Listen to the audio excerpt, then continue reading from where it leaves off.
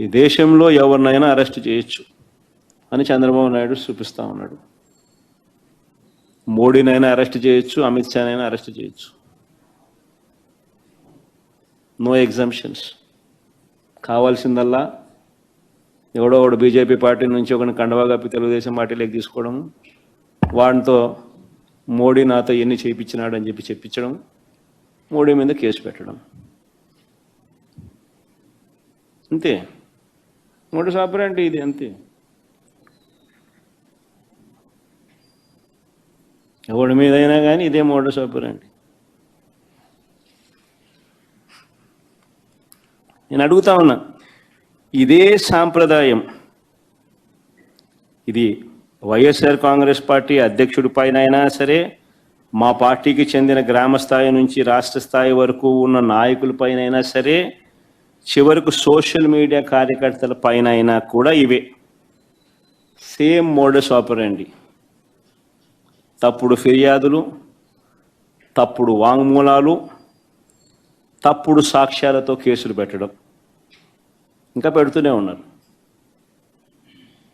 ఇదే సాంప్రదాయం నేను అడుగుతా ఉన్నా, ఇదే సాంప్రదాయం రేపు మా ప్రభుత్వం వచ్చిన తర్వాత దెబ్బలు తిన్న వీళ్ళు, దెబ్బ తగిలిన వీళ్ళు, దెబ్బలు తిన్న వీళ్ళు ప్రతిచర్యగా వీళ్ళు కూడా ఇదే చేయడం మొదలెడితే మీ పరిస్థితి ఏమిటి అని చెప్పి నేను అడుగుతా ఉన్నా తెలుగుదేశం పార్టీని.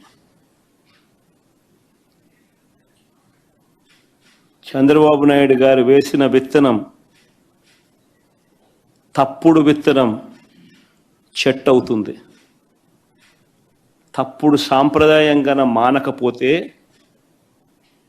ఎవరి చేతుల్లోనూ ఉండదు వ్యవస్థ.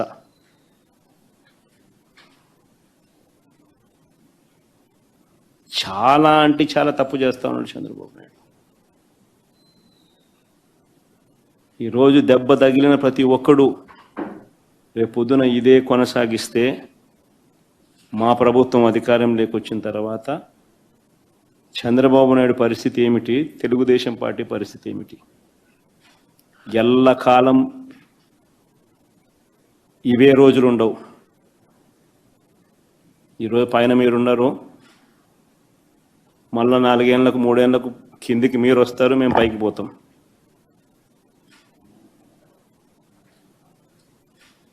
కానీ మీరు చేసే ఈ తప్పుడు సాంప్రదాయం రేపు విషవృక్షం అవుతుంది.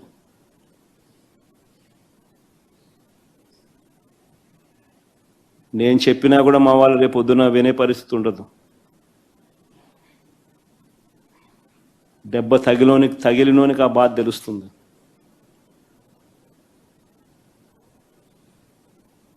చంద్రబాబు ఇప్పుడైనా మేలుకో, తప్పు తెలుసుకో, తప్పుడు సాంప్రదాయాన్ని సరిదిద్దుకో.